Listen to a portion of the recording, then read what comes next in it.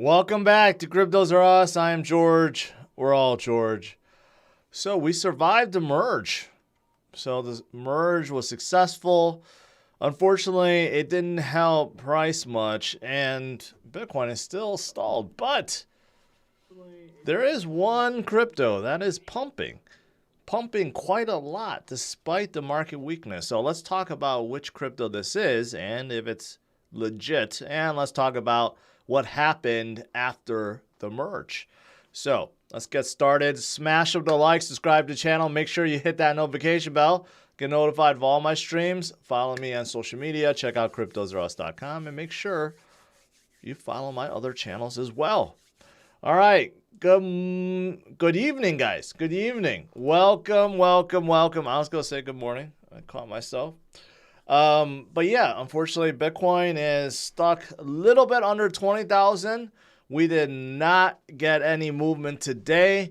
And unfortunately, Ethereum went below 1,500. So obviously still some whales manipulating it, but I'm going to show you guys, a little bit more about that in a little bit. But today overall, for U.S. markets, just not good. You can see it's pretty red, right? So whenever U.S. markets is bad, it's never good. And tomorrow, the pre-market for tomorrow is not looking too good either. So this week, just a bad week. Just a really bad week. You know, ever since we had that CPI data, you know, everyone just becomes so fearful. You know, right now, just to show you how bad it is, like literally everything is down. And when I say everything, even traditional assets that have been seen as a hedge, okay, as a non-correlating risk-off asset that everyone buys, right, because everyone is fearful, even assets like that are going down. And you guys know what I'm talking about, right? Look at gold and look at silver. Even right now, gold is still going down, right? And it doesn't really make a whole lot of sense. Gold traditionally has always been the staple asset everyone turns to when there's market fearness. It's like a, you know, it's like a opposite asset basically. When the markets dump, gold goes up, right? Markets do well, gold goes down, right? But right now, gold is going down along with everything else. And it has been going down for quite some time, I should say. Everything is going down right now. Everyone is just so fearful. Look at FedEx. Their shares dropped 16% today because their CEO came out and said that they believe we are nearing a worldwide recession. Not just a U.S. recession, a worldwide recession. And he has some credibility in this sector because obviously FedEx ships worldwide. And that is what he's saying. And that's why FedEx stock dumped today, right? So much fear out there. So much fear. How do we get through this? You look at something like, you know, I mentioned about everything dumping, right? Like, what about treasury bonds? You could depend on treasury bonds, right? Well, even treasury bonds are not doing well. So you look at like the 10-year bond, the rate is actually really high, 3.45. Traditionally speaking, you never want to see the 10-year bond above 3. And the reason why it's going up and up and up is because no one's even buying bonds. Because if they were, the rates wouldn't be so high. And a 1-year bond is at like 4% now because literally no one is buying it. And the U.S. government wants people to buy bonds because they need money. And right now, no one is buying bonds. No one's buying bonds. No one's buying gold. No one's buying stocks. And apparently no one's buying ETH right now either. So like it's a really fearful time, right? Really fearful time. But here's the thing. Despite all of this, we know we're in the right space. We know that Bitcoin has been through worse. Bitcoin has been through much worse. And even though it's facing all these headwinds and fear and all the macro stuff that we're hearing about, right? It will become the asset that everyone turns to eventually. Not right now. We're not there yet, but eventually as people come to terms with the fact that you can't really trust the Fed. You can't really trust central banks. You can't really trust fiat. You can't trust any of the financial systems out there, really.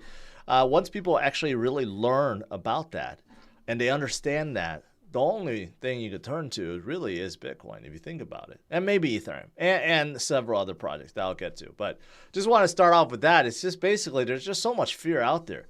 So much. And I don't know when it's going to end. And here's the crazy thing is, this recession that we're in, at least in the U.S., is Fed-induced right now. It doesn't have to be. We don't have to be in a recession. We're only in a recession right now because the Fed is causing it, right? So, yeah, it's an unfortunate casualty right now, I guess, due to all the printing that was done a few years ago. And it's not just the U.S., it's around the world right now. All right, but getting that out of the way, all right, let me show you, some of the ETH manipulation that's going on. Right, I've been showing you guys CryptoQuant, looking at the exchange net flows, and you could see for the last 3 days, especially on the derivative exchanges, right? Look at that. Oh, man, you guys can't see that. I'm going to have to zoom up here. Look at that. For the last 3 days, you had whales depositing all this ETH into derivative exchanges, not just spot exchanges, no. Derivative exchanges. Sole purpose is to cause fear and drive things down, right? And I think they were very successful. Now that the merge is over, I think we're still seeing a lot of that. I don't know of all this. You add all this up, just in the last day alone, that's 1 million ETH that flew into derivative exchanges. That's $1.6 billion worth of ETH, right? That went in, and that was a single day, not counting the days before. So I definitely think that what's happening with ETH right now is whale games, whale manipulation, right? ETH will recover. Overall, this morning I had a big stream about ETH and how the issuance has dropped, and right now basically ETH becomes deflationary. That doesn't change. That doesn't change, and that will be basically going forward, and it'll be a good thing for Ethereum. But yeah, right now we just got to withstand some of these whale games. And again, why do we have whale games? Why do we have whales that's trying to drive ETH down? You know why? Because they want to buy cheap. That's the whole game. That's the whole game, is to drive people out so that you could buy more for yourself at a cheaper price. That is why they play these games. Otherwise, they wouldn't be playing these games, right? So just keep that in mind. What's really happening is they're driving people out, right? Especially with a lot of fear going on and with a big event happening, right? But ultimately what they're trying to do is accumulate more. So don't fall for it. All right. So outside of this, what else happened? Well, there was another fork. You guys knew about it. There's this, there's a lot of greedy miners out there that didn't want to move, and they want to cause a contentious fork. And I guess, one of them did happen, ETHPoW, and the price of the token just absolutely tanked. And I know some exchanges listed this even pre-merge, which doesn't even make sense. It was like a placeholder, and it was hovering around like $30. And hopefully none of you guys bought it, because obviously it was manipulated. It shot up to about $51, and then boom, now down to $10. So had you bought it at $30-something, you'd be down like 70% already, right? So that's why I told you guys, don't mess with these forks.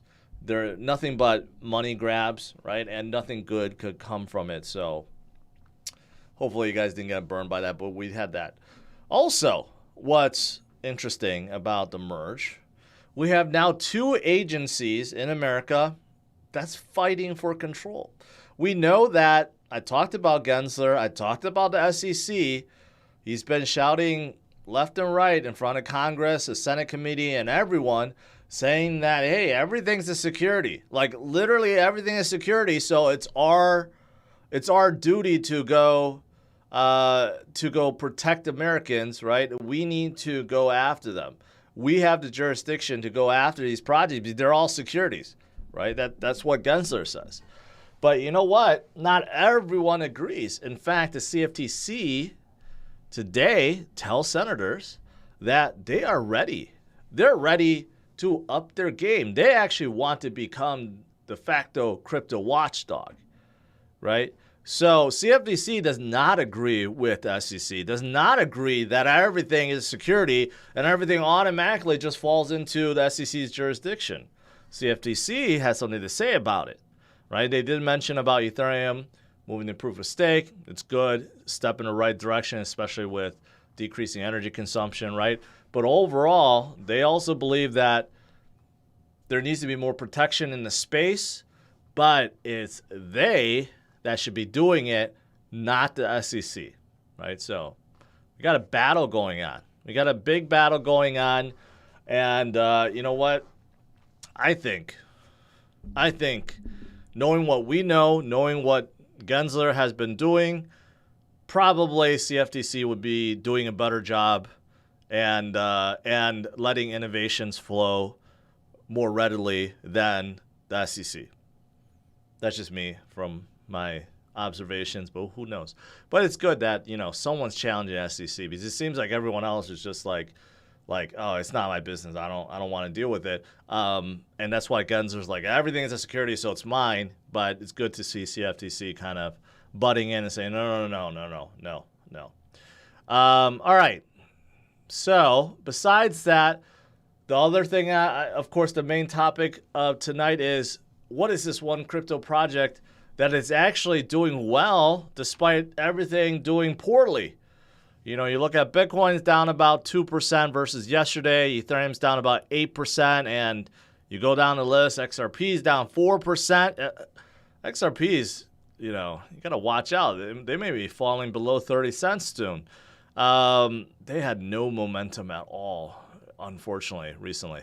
But yeah, you go down the list and then boom.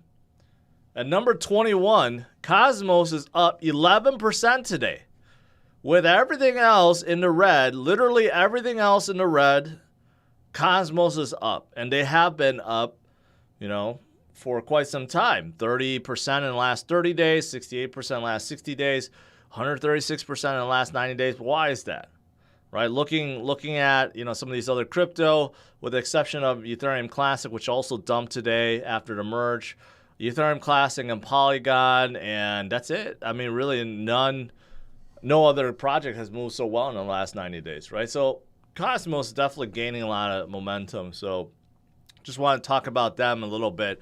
And you know what? Even Cointelegraph said, oh, why is Cosmos up? They gave some generic like answers. There's nothing that really pinpoints why specifically they're going up.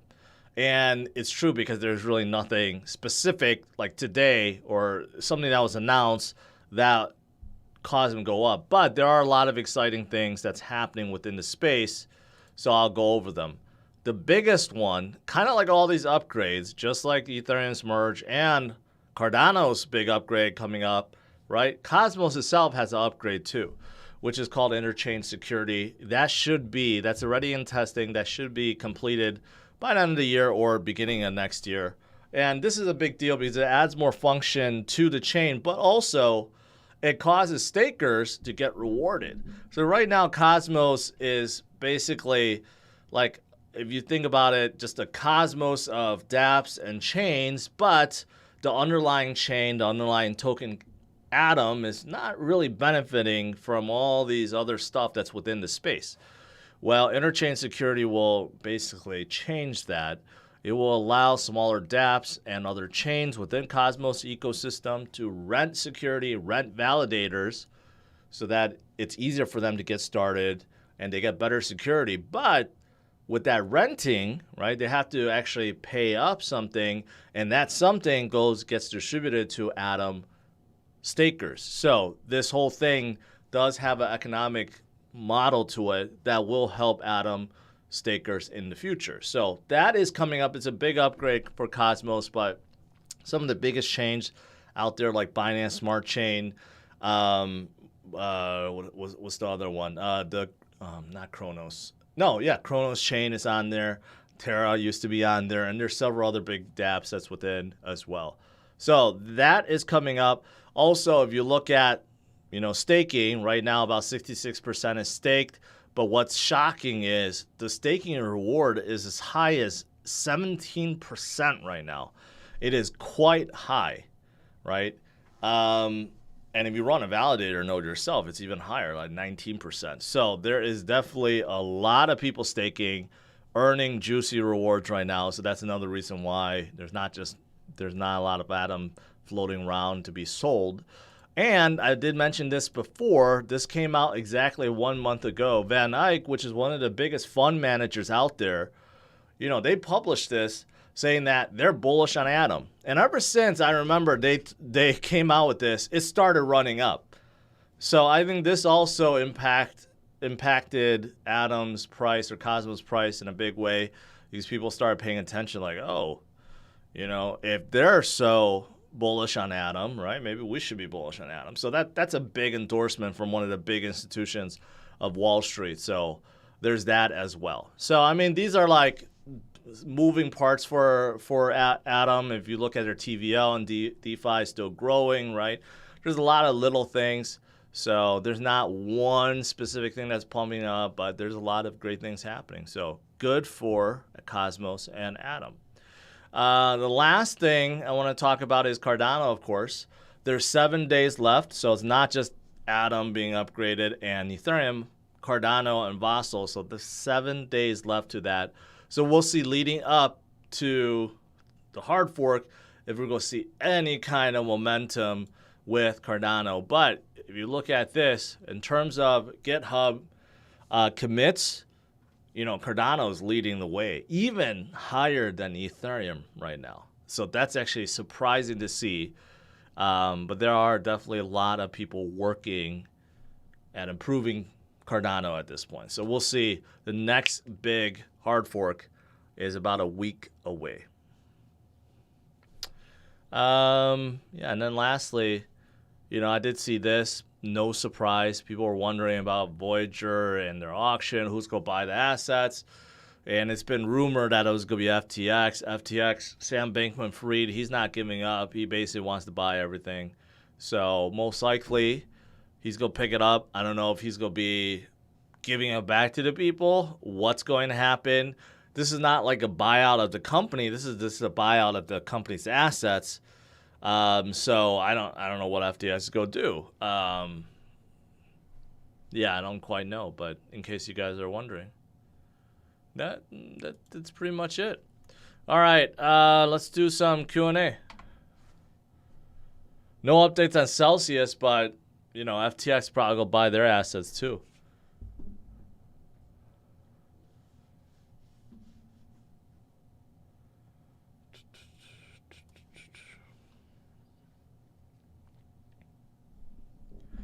All right, scrolling through here. Teresa, keeping it real. I always do. Thank you for your support. Do Kwon has a arrest warrant on him. Yeah, I covered that. Let's see if he goes back, if he dares to go back to South Korea, because he did that interview recently saying, no one has asked me to go back. That's why I haven't gone back. Very, very bold about it. Well, now he's being asked to go back.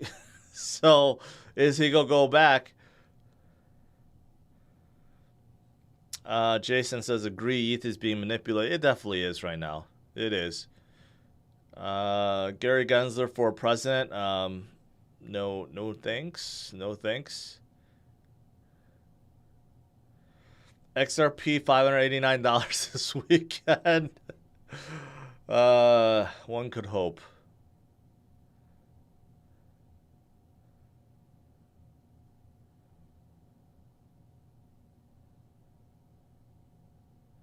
All right, still, what do you think about Avalanche short term?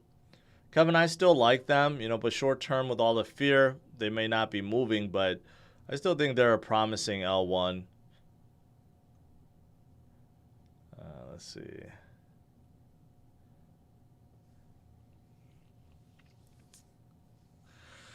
Scooby-Doo, did you hear that?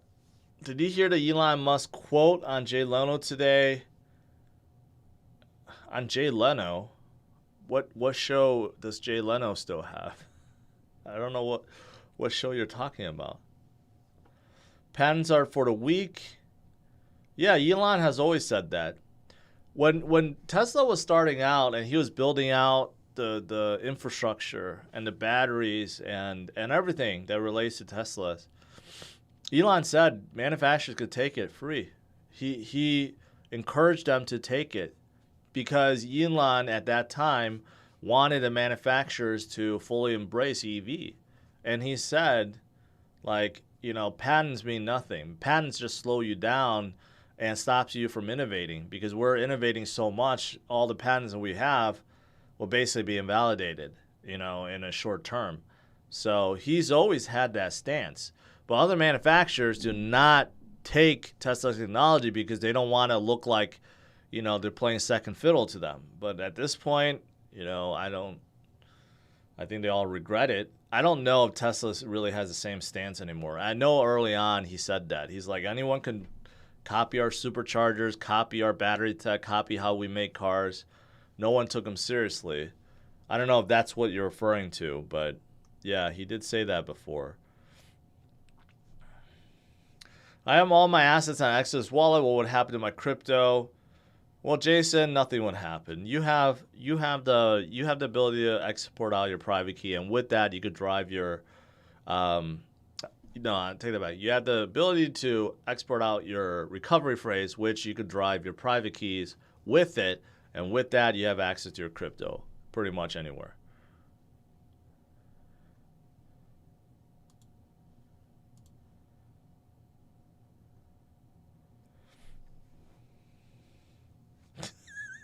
I heard you're personally buying out Celsius with your ETH merge profits. You took out a massive 100x short. Well, I can't confirm or deny that, but I certainly wouldn't be buying Celsius assets at this point. It's a car show. I thought it was only on YouTube or something. I didn't know CNBC or NBC. I have not watched NBC like literally for like 10 years. I don't remember the last time I watched NBC. I think the last show I watched was Heroes, and that was so long ago. Edward.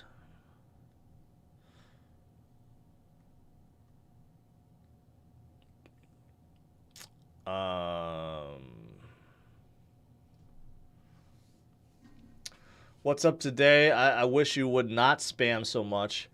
Can you say how beautiful Oregon is?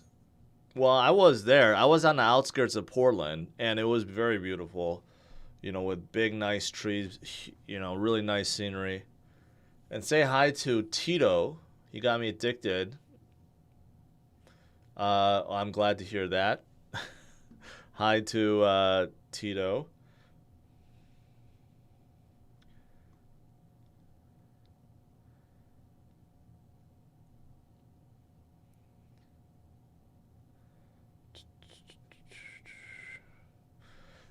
Hey, George, if the rate hike is above 75 basis points, do you think the market will crash? Yes. There's a 14% chance that it's going to be 100 basis points. I don't think it's going to happen. But look at what happened this last week, right? Dow crashed 1,200 points just based on some bad numbers. And honestly, the numbers weren't that bad, just a little bit worse than people anticipated. And right now, everyone's anticipating a 75 basis point hike, okay? So if Powell comes out and says, no, you know what, we need to be more front-loading the rates, we need to be more aggressive, and we're going to do 100 basis points, Dow will crash 3,000 plus points that day. And NASDAQ will crash probably 1,000 points, and everything's going to come down. So let's hope, first of all, that's to happen. And second of all, I don't think it's going to happen because Powell, even though he says he doesn't care about markets, I'm pretty sure he does. I'm pretty sure that he has a lot of pressure not to crash markets to hell, because if that happens, like literally the U.S. would go into depression. If we had a horrible, horrible stock market crash, you're going to have a ton of businesses going under, laying people off. You're going to have a lot of people's 401ks and retirement funds disappear to zero. and you're going to have a lot of investors that will have lost everything. So despite the fact Powell says, I don't care about what markets do, I think he does. So he has to be careful. And raising the rates 100 basis points would do that. Well, at least start that. And I don't think it's going to happen.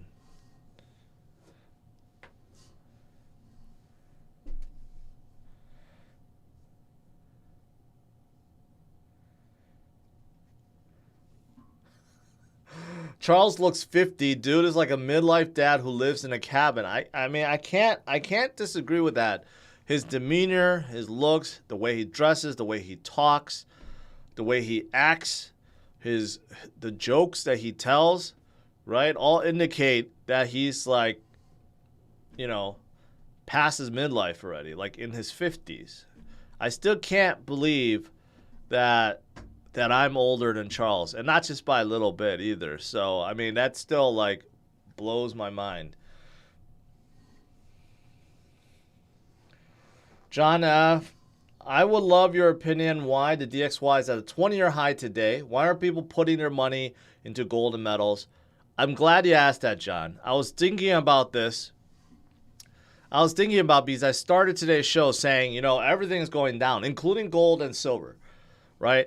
Why is everything going down? Why do people not buy gold at this point, right? Even if gold didn't move, why would you not buy as a store of value? Because right now, the best investment out there, short term, is the dollar. The dollar is gaining strength so much versus other currencies. It's the sure bet right now. So if you think about that, that is the reason why everything's going down, because everyone's putting their money into the dollar. Look at it. The dollar's up to almost 110 again. So this is the DXY, and you know, this is versing the euro, the pound, the Canadian dollar, and others, right? And they have all been losing so much, 20, 30, 40% versus the dollar over the last 6 months. And if you're, investor or trader from Canada, from Europe, from UK, from Japan, why would you not put all your money into the dollar? Because it's gaining that much versus your own currency. And when you switch back, you're up like 40%, right? I think that's the reason why gold and all these assets are going down and why the DXY keeps going up. Because quite honestly, the U.S. market, as bad as it is, as bad as Powell is, it's better than what everyone else has. Quite honestly, all the central banks around the world are very slow to react. They don't know what to do about inflation. Inflation is skyrocketing in every other country out there. Oh, I forgot to show this. Look at this. Speaking of skyrocketing inflation, Argentina raised their rate to 75%. So if you think about our rate right now in the U.S., it's like 2.5%. It may go as high as 4% by the end of the year. Argentina raised it to 75%. That's how much it costs to borrow from the Argentina Central Bank. 75 points, 75%. Because their inflation is at 100% right now, right? So if you think we have it bad, just look at what these other countries, what they're experiencing. So, yeah. So I'm glad you asked that, and that's the only thing that makes sense, because we're in a technical recession that doesn't make a whole lot of sense. We don't need to be in this recession. We're in this recession because Powell is causing it, but he's doing so to try to curb inflation. But honestly, killing demand and trying to make everyone broke is not a good way to curb inflation, right? If you're going to make everyone eventually lose all their money, lose all their investments, lose all their retirement funds, and get fired from jobs because now companies are actually going to close down, right? That's not a good way to solve inflation. That's going to make the country even worse. We need better ways to improve supply. We need better ways to increase production somehow of goods so that the price comes down naturally, not from suppressing demand. But, you know, that's that's out of Powell's control.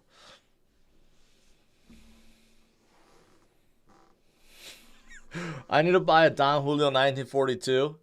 All right, I'm gonna remember. I'm gonna look it up right after this, and I'm gonna try to pick it up tomorrow.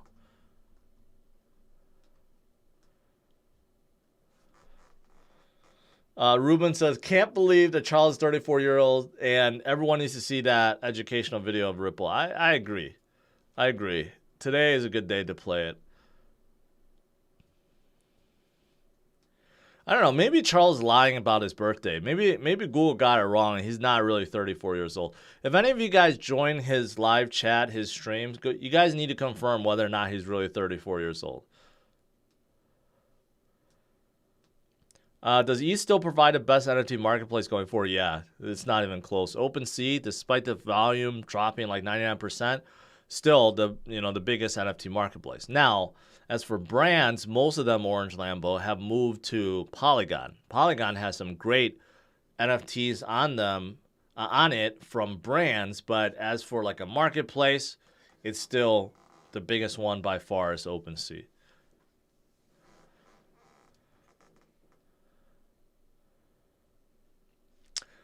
Jeffrey asks, do you think Polygon is going to help with ETH for the next couple years? Yes. What you're asking is, it go complement ETH going forward? Yes, it will. Yes, it will. It's meant to do that, and because ETH still has problems with scaling, a lot of dApps still rely on layer 2s.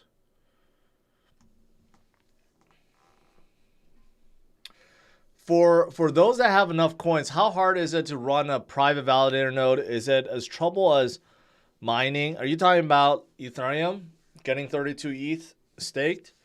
It shouldn't be that hard. I mean, I haven't looked into it specifically, but all the other validators, you're running a piece of software basically on your computer, and that's it. There's others where you just do it straight from a wallet, like a light wallet or something, right? I haven't actually looked up how you run a validator on Ethereum. I can't imagine that it's that difficult. I'm pretty sure you could figure it out.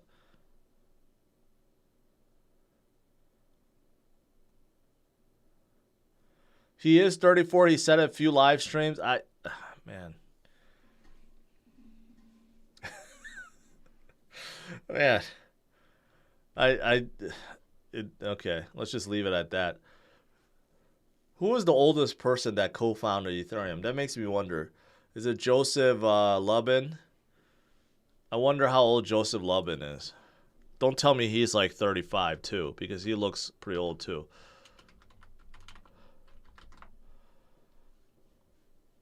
$64. Okay, good. So he actually looks age appropriate. Not like Charles Hoskinson. Who's what's Vitalik at? Vitalik's 94. Okay, so he's pretty young. Yeah, that's still in his 30s, right? So he's not far off from Charles. 7 years. So no, he's not. Okay, so Vitalik's like 27. Man. All right. Enough about ages. I'm just curious. Atom is the number 2 layer 1. Look at the ecosystem on CoinGecko as the biggest project beside ETH. Can't disagree with that. I like Cosmos. I've always did. I've always talked about them. SEC may go after ETH. I've said that already. I think only because they want to get back at Ripple. They don't want to lose to Ripple. Specifically, Gary doesn't want to lose to Ripple. So they might try to overturn their previous ruling. But I don't know. It's going to be hard.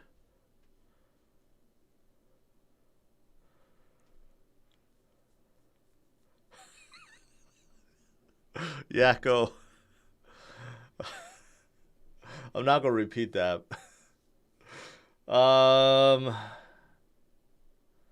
Ethereum Classic hash rate, I already talked about that this morning. Ergos went up to I do feel old. I do feel old.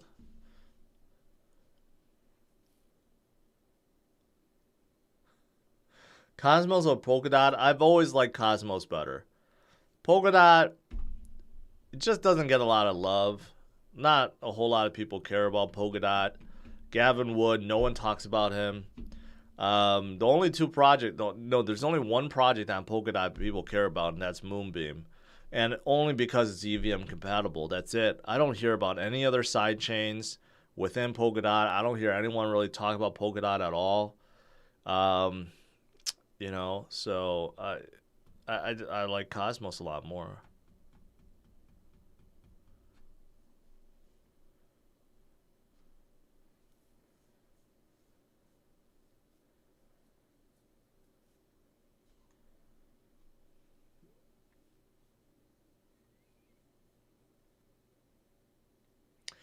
Frank says, what is the crypto you reference in the title? Well, you need to rewind and then you'll see it. What do you feel? How do you feel about XRP? I feel great about XRP. It's the best crypto to hold on to if you want to park your money and never see any gains. It's definitely the best for that.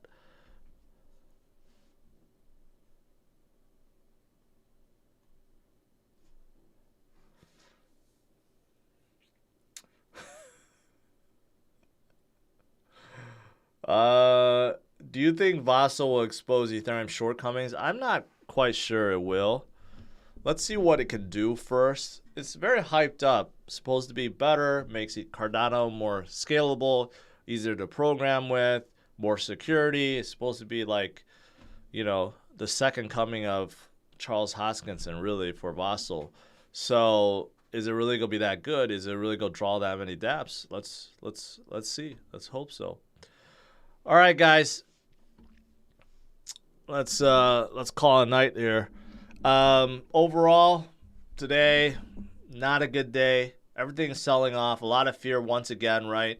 And tomorrow may not be that good too, but we'll see. So tune in tomorrow, 8:15 a.m. Central Standard Time. But despite the fact Ethereum is down, Bitcoin is down, right? We still have some winners, and I talked about who is a winner today, and we'll see if that project continues forward. But don't give up, guys. There's a lot of fear. There's a lot of manipulation, but you're definitely in the right spot. So stay strong, have patience, and hodl forward, all right? And before you guys go, make sure you check this out. What do you think about Ripple? Well, I mean, I think it's too centralized, but I definitely want to meet Chris Larson.